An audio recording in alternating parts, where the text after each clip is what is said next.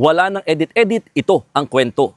Binigyang diin ng barangay dito sa Dipakulaw, Aurora na hindi sila nagkulang pagdating sa pagpapaalala sa mga turista o mga nais mag-swimming dito sa kanilang dagat. Sa katunayan, makikita yung sa likod ko, meron silang mga warning signages dito. Gaya na lamang nito, may nakalagay na talagang may presence daw ng rip current o yung tinatawag nila ditong awiwit. Yan yung mabilis na agos ng tubig mula sa buhanginan papunta sa malalim na bahagi naman ng dagat. Meron din nakalagay na no lifeguards on duty. This is an advisory mula sa mismong bayan. Ibig sabihin, dapat yung mga resort owners, meron din silang mga iba't ibang, kumbaga meron silang sariling mga lifeguard, no? Na mga surfer, technically.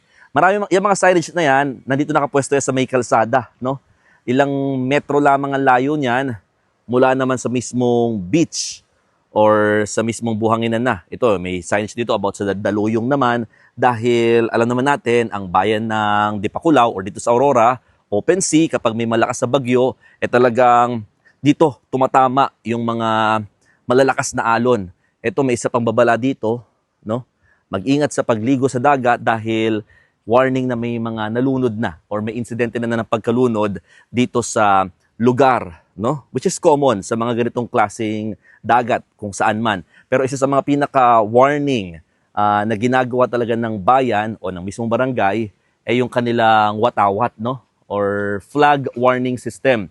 Kapag kulay pula daw na watawat na nakataas, ibig sabihin bawal pumalaot, maligo o lumusong sa tubig. Kabaligtaran naman kapag green o luntian yung kulay. Sa ngayon, kulay pula pa rin na nakataas na watawat mula daw nung mangyari yung trahedya. Ang tanong, nung nangyari ba yung trahedya, nung June 8, anong nakataas na kulay ng watawat? Ang sabi ng barangay, kulay pula rin daw. Yan ay dahil almost past 2 p.m. na yon at yun yung oras na pa-high tide na yung tubig dito sa dagat. Kaya hindi pwedeng pumalaot technically, no? Pero ito kasing barangay Lipit, mga kapatid, ito yung katabing side or katabing barangay rather ng barangay Lubot kung saan located naman yung resort kung saan nag-check-in ang Ateneo Blue Eagles. At nagkataon lang na inanod na yung katawan ni na Rene Baterbon at Divina Dili at nakuha na sila, nasakop na dito sa barangay Lipit. So, sa ngayon, bantay sarado ng mga otoridad, yung mga nagpupunta rito mga turista na nais magpa-picture dahil nga sa ganda ng dagat at kung sakasakali na may magtatampisaw doon lang sa may pinaka dulong-dulo ng Pampang, no?